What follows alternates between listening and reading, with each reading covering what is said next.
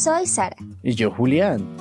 Y junto a ti somos 12-2. Un podcast creado para acompañarte donde estés. Un espacio simplemente para hablar de esa verdad que hace pensar a muchos y fortalece a otros.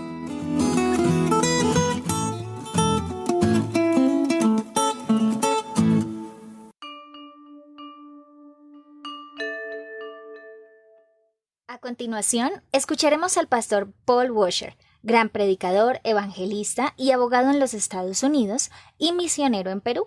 Sus obras más reconocidas como escritor son El único Dios verdadero, La verdad acerca del hombre y El poder y mensaje del Evangelio. Así que, adelante, pastor.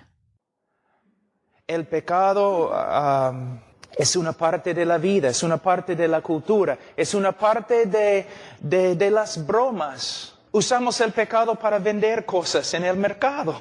Los kioscos donde hay los periódicos, ¿no?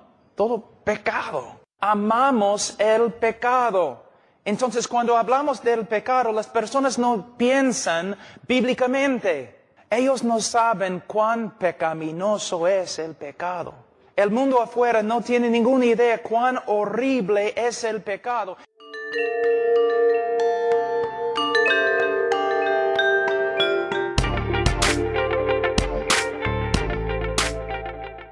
Hola a todos y sean bienvenidos una vez más a un nuevo episodio de 12-2. Soy Julián y espero se encuentren todos muy bien.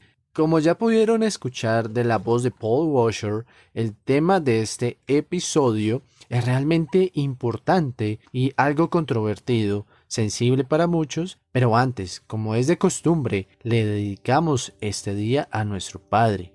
Oh Padre mío, te damos gracias por esta nueva oportunidad de hablar sobre tu verdad. Te pedimos que abras el corazón de cada una de las personas que nos escuchan para que entreguen sus cargas a ti y hagas de este viaje algo más ligero, que podamos sentir tu amor en nuestros corazones. Te lo pedimos en tu grandioso nombre, oh Dios. Amén. Y nuestra canción recomendada para este episodio es Tu Perdón de Nextquake, que la vas a encontrar en nuestra playlist de 12-2. El link está dentro de la descripción de este episodio.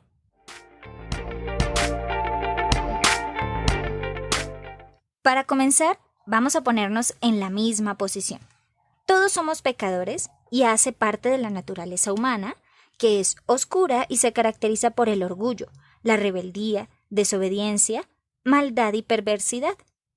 Pero también está la naturaleza de Dios, que es bondad, justicia, amor y el único perfecto. Estaremos hablando de qué es el pecado, cómo es que lo cometemos y por qué es tan grave. Por lo cual, nosotros, los que hablamos de esta maravillosa verdad, debemos preguntarnos: ¿amamos lo suficiente para enseñar la verdad, exponer el pecado y confrontar a nuestros oyentes? Hoy por hoy podemos ver personas faltas de carácter.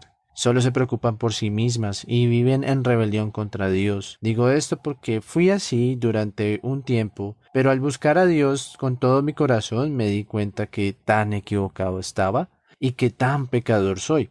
Por lo cual, la necesidad más importante de nosotros es una comprensión bíblica acerca de nosotros mismos. ¿Por qué digo esto? Porque la humanidad no verá su maldad hasta que comprenda que existe. La realidad es que el problema no radica en factores externos, políticos, sociales, económicos y de educación, sino en la corrupción moral de nuestros corazones. Le preguntamos a algunas personas qué creen que es el pecado y esto fue lo que nos dijeron.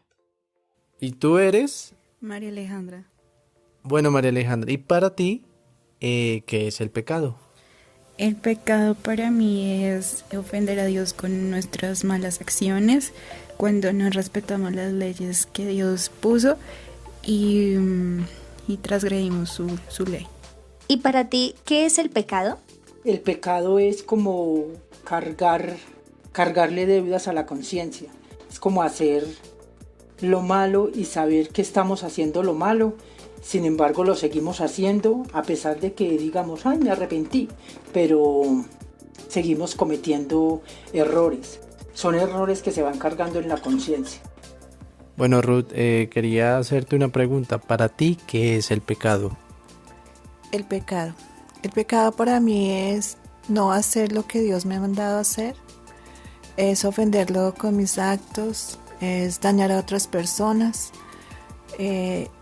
no cumplir con los mandamientos que Él nos puso, transgredirlos, ofender a Dios con nuestros actos, y eso sería todo.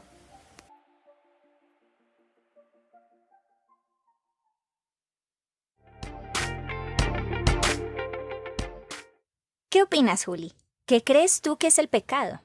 Primero, todo pecado es en contra de Dios. Segundo, es una ofensa cometida contra Dios. De hecho, Susana Wesley lo define como cualquier cosa que aumente el poder o la autoridad de la carne sobre el espíritu. Tienes razón, así como todo lo que nos dijeron nuestros entrevistados. Para ponerlo en una única definición, vamos a decir entonces que pecado es todo lo que va en contra de Dios, pensamientos, sentimientos y hechos. De ser así, entonces, el pecado es una condición universal de los humanos. Bueno, ¿y por qué decimos esto? Porque la Biblia nos enseña que desde que nacimos, el pecado o la maldad ya está en nosotros. Pablo lo dijo en Romanos 7:14. Yo soy meramente humano y estoy vendido como esclavo al pecado. No es tan chévere escuchar que estamos haciendo cosas malas, porque el pecado tiene eso. Nos gusta, nos atrae, pero también nos somete y nos controla. El pecado usa el deseo del cuerpo para hacernos caer. Pablo lo expresa con mucho dolor e impotencia en el versículo 23 de Romanos 7. Me doy cuenta de que en los miembros de mi cuerpo hay otra ley, que es la ley del pecado. Esta ley lucha contra la ley de mi mente y me tiene cautivo. Soy un pobre miserable. ¿Quién me librará de este cuerpo mortal? Pablo dice esto porque en su sabiduría entendió la profundidad y la más grande consecuencia del pecado, la muerte en nuestra Trinidad, cuerpo, alma y espíritu, Romanos 6:23. Con decirles que Dios detesta tanto el pecado que con uno solo condenó a la humanidad. El pecado es algo grave porque, primero, es transgresión. Es como si pasáramos por encima de la ley de Dios con desprecio. Segundo, es rebelión. En el pecado no hay tamaños para Dios. Toda agresión a su ley es una ofensa. Tercero, es infracción a la ley. Pero, ¿cuál es la ley? La ley de los mandamientos, la ley de su palabra, la ley de la Biblia. Y cuarto, es enemistad hacia Dios.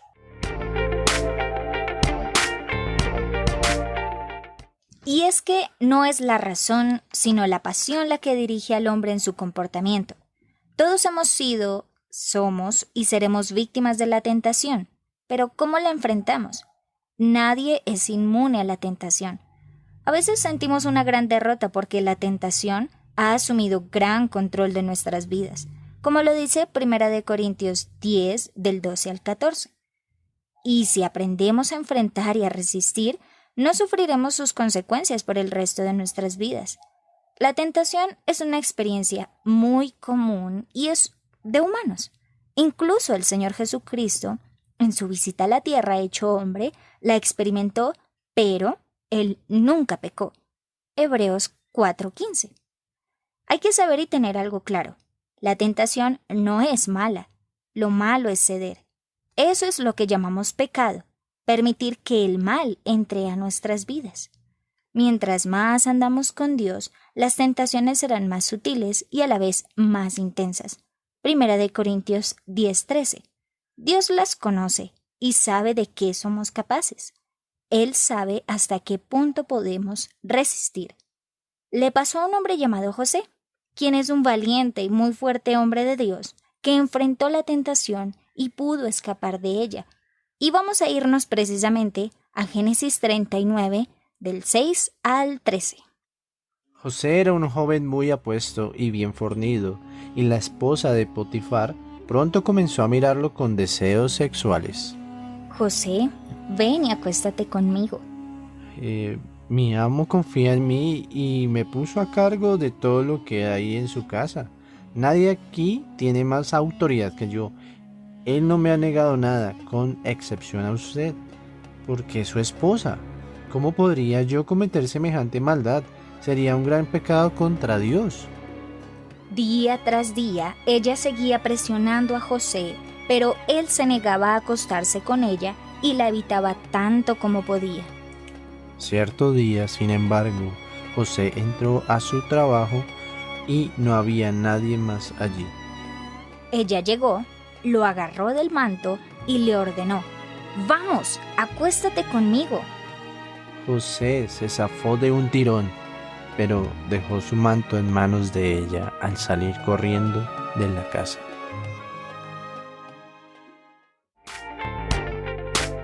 Todos enfrentamos y alguna vez caído en la tentación. David y su pecado con Betsabé, Abraham al mentir sobre su vínculo con Sara, Saúl es rebelde e impaciente con Dios, o Pedro al negar a Jesús. Pero ya escuchamos con la historia de José y el ejemplo de Jesús que se puede resistir y enfrentar la tentación. En medio de la prueba, recuerda, Dios sabe lo que estás experimentando. Reconoce que la tentación está en este mundo y es muy probable que la experimentes. Velad y orad, que tus oraciones también sean para ser conscientes sobre la tentación. Aléjate de todo tipo de pecado. En otras palabras, no te pongas a ti mismo en un ambiente de maldad. Reemplaza las malas influencias por las buenas. Vive mirando siempre a Dios.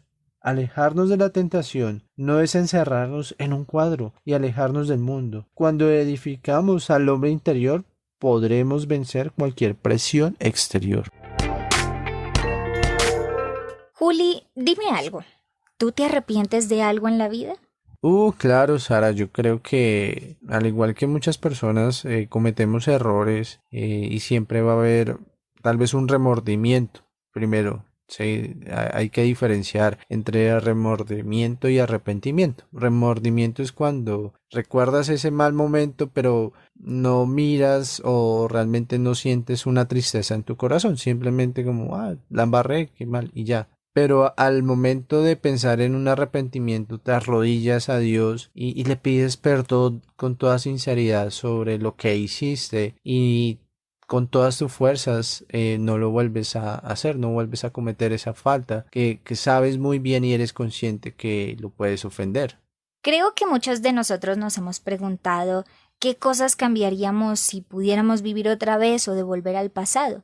Y estoy segura que muchos de nosotros hemos tenido remordimientos, así como tú dices, sobre algo que nos ha sucedido y desearíamos poder cambiarlo. Esto es una necesidad de arrepentimiento. ¿Cómo entendemos esto bíblicamente? Recuerdan que Juan el Bautista viene del desierto anunciando el acercamiento del reino de Dios. El mensaje era uno, el arrepentimiento. Y ese es el mismo mensaje que Jesús predicó y le enseñó a sus discípulos en su tiempo en la tierra. Arrepentirse es cambiar de parecer respecto a lo que hicimos y produce una gran tristeza por alguna mala conducta tomada o alguna mala decisión que hayamos tomado. En la Biblia también lo encontramos como remordimiento por ciertas acciones tomadas. Antiguamente el verdadero arrepentimiento debía expresarse con lamento, una canción de pesar y fuertes gritos. Por ejemplo, en Salmos podemos encontrar oraciones específicas para el arrepentimiento, como es en el caso del Salmo 51. En este poema David registra su emotiva confesión de pecado después de haber hablado con el profeta Natán. Uno de los efectos secundarios del arrepentimiento es la sensación de una pérdida profunda. He perdido mi reputación, mi bendición. El arrepentimiento es doloroso. Le pasó a Pedro cuando el gallo cantó 3 veces, a Judas cuando devolvió las 30 piezas de plata y a David cuando cometió pecado con Betsabé. Pero el gran actor y principal personaje, Dios, es grandioso porque para el bien de ellos les enseñó sus fallas y los llamó al arrepentimiento. Dios usó palabras duras, pero cada una de ellas fue necesaria para que entendieran la dimensión del pecado y se alejaran de él. Así como dice Isaías 1:4. Así que a veces pareciera que fueran palabras duras y crueles y peleamos, gritamos, nos enojamos incluso contra Dios. Pero alguna vez escuché que ante circunstancias extremas Dios usa medidas extremas. No es algo malo, es bueno porque es otra oportunidad. Es triste, pero algunas personas no buscan la salvación hasta que saben que están totalmente perdidas y no irán a Jesús hasta que sepan que no hay otro medio de salvación. Primera de Corintios 1:21. Cuando ponemos nuestra fe en Cristo, el Espíritu Santo se opone al pecado y ni podemos dormir ni descansar hasta confesarlo. Es decir, es hablarle a Dios y decirle: Dios, hice esto, hice lo otro, me siento terrible por lo que hice. Una vez hemos hecho una oración sincera y nos hemos arrepentido totalmente, ¿qué debemos hacer con nuestros remordimientos y esa culpa? Dejar el pesar, esperar y aprender. Cuando estés orando puedes incluir preguntas. Ya lo escuchamos en nuestro episodio anterior que está bien hacer las preguntas. Dios, ¿qué quieres que aprenda de esto? ¿Cómo puedo escucharte mejor la próxima vez? ¿Cómo puedo evitar que esto vuelva a pasar? De muchas formas, la humanidad ha buscado el perdón y arrepentimiento por sus malas acciones, y algunas prácticas no van muy de la mano con lo que nos enseña la Biblia. Una de ellas está hoy en nuestra cápsula informativa. A donde vamos no necesitamos caminos.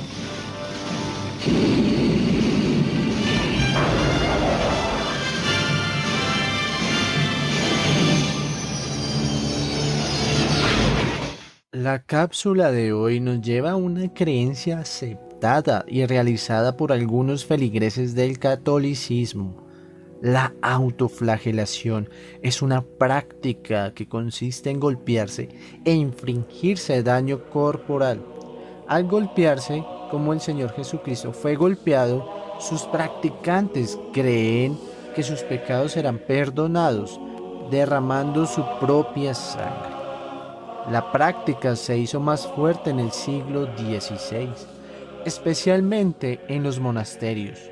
A través de látigos intentan someter el espíritu y ofrendar el dolor a Dios. Otras veces lo hacían como penitencia o promesas. Esta práctica fue desapareciendo. Sin embargo, las comunidades más conservadoras en España, México y Finlandia aún la realizan para el Viernes Santo. El pecado no se limpia ni se borra con penitencias, rituales o dolor corporal, ni mucho menos con la autoflagelación. El Señor Jesucristo sufrió todo eso, una vez y para siempre, sacrificando Él mismo su cuerpo para ser lastimado con azotes, golpeado con látigos y para derramar toda la sangre en la máxima penitencia humana de esos tiempos, la muerte por crucifixión. Primera de Juan 2:2 dice: Jesucristo se ofreció en sacrificio para que nuestros pecados sean perdonados, y no solo los nuestros, sino los de todo el mundo.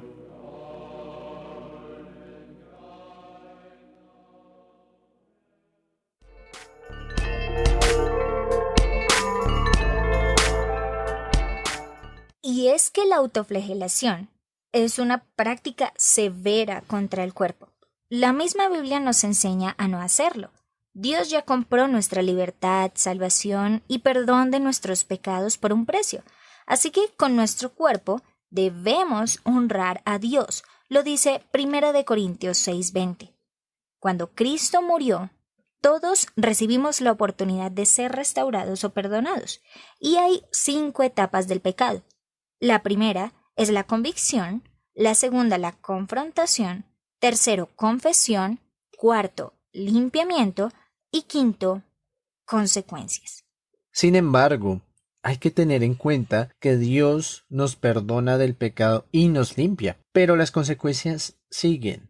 Hemos escuchado la popular frase: Dios odia el pecado, pero ama al pecador. Sin embargo, esta frase es algo contraria, como es imposible separar el pecado del pecador. Dios no castiga al pecado, sino al pecador, es decir, a quien lo practica. Por eso, hacemos tanta énfasis en buscar a Dios siempre y tomar las decisiones que mejor nos convengan. Y eso lo sabremos solo cuando escuchemos la voz del Espíritu Santo. ¿Y cómo hacemos eso? pasando tiempo con Dios. Un verdadero conocimiento de Dios nos llevará a cuestionar nuestra forma de actuar y pedirle sinceramente perdón por nuestras fallas. Dios no es solo Dios de segundas oportunidades, sino de terceras, miles, millonésimas e infinitas oportunidades. Primera de Juan 1:9. De no ser así, todos estaríamos en perdición, no habría nada que hacer. Pero no hay que abusar. Él sabe que fallamos, pero no le agrada que estemos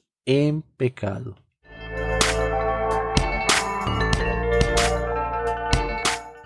Hemos dicho que la humanidad por naturaleza es pecadora, que nacimos con eso. Pero, ¿cómo? ¿Acaso un bebé tiene conciencia entre el bien y el mal? Es lo que llamamos el pecado original. Y nació cuando Adán y Eva comieron del fruto. Con su desafío a Dios condenaron a toda la humanidad. Lo que hizo Adán ha pasado de generación a generación. Adán no originó el pecado, fue Satanás, pero Adán fue quien abrió la puerta y dejó que el pecado entrara al mundo. Cuando Adán pecó, la muerte nació. Esa es la parte triste, pero como dice Romanos 5:15, dando la explicación de la relación que hay entre Adán y Cristo. El regalo de Dios no tiene comparación con el pecado de Adán. Lo que mucha gente recibió por culpa de un solo hombre fue la muerte. En cambio, lo que mucha gente recibió por el generoso amor de Dios fue el regalo de la vida gracias a un solo hombre, Jesucristo. Y fue así como gente pecadora, destinada a morir, por pura y mera gracia, sin hacer nada, recibió perdón.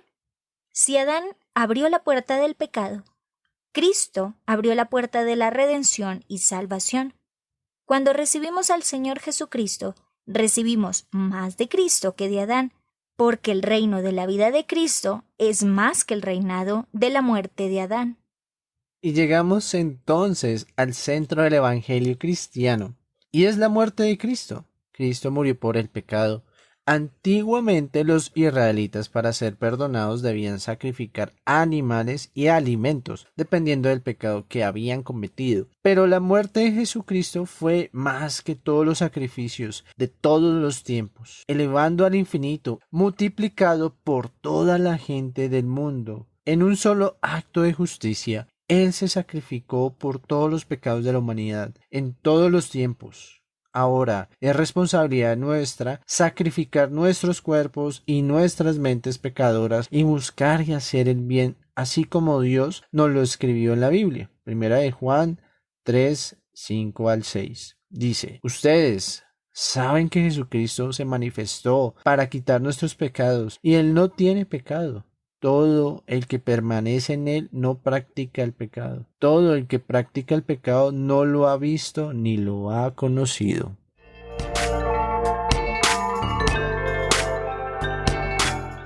Como ya hemos dicho, el pecado gusta, pero nada se compara con lo que Dios nos da cuando nos acercamos a Él, un sentido de la vida, una paz y un amor por absolutamente todo.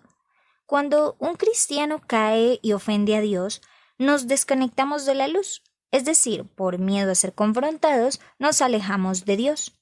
Segundo, la presencia del Espíritu Santo se aleja. Él no vive en un corazón lleno de cosas malas. Tercero, el pecado debilita el cuerpo. Se pierden las ganas, las energías y las fuerzas. Y así como dice el Salmo 32:3, todos los días que seguía orando sin confesar mis pecados, me debilitaba cada vez más. Entonces la invitación que les hacemos, queridos oyentes, es: busquen a Dios. Él es el único que perdona pecados, que nos conoce verdaderamente. Mueran a su naturaleza, como dice Efesios 5:8. Anden como hijos de luz, porque ya están en la luz. Juan 8:11.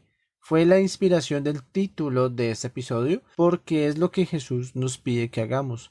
Nadie te juzga por tu pecado, tan solo vete y no peques más. Por eso es importante que te rodees de cosas buenas, que te alejes de esa naturaleza vil, alimenta tu espíritu con la Biblia, escucha música que te dé paz y no te aliente a pecar. Hay muchas canciones con hermosas letras, pero olvídate de aquellas que intenten alejarte de Dios. Escucha predicadores de sana doctrina, te recomendamos algunos de ellos: Paul Washer, John MacArthur, David Platt. En Colombia hay unos excelentes predicadores como lo son Pablo David Santoyo y Edgar Escobar. Lee a escritores como C.S. Lewis y A.W. Tozer. Como dice Romanos 12:2, la inspiración de este podcast: no se amolden al mundo actual, sino sean transformados mediante la renovación de su mente.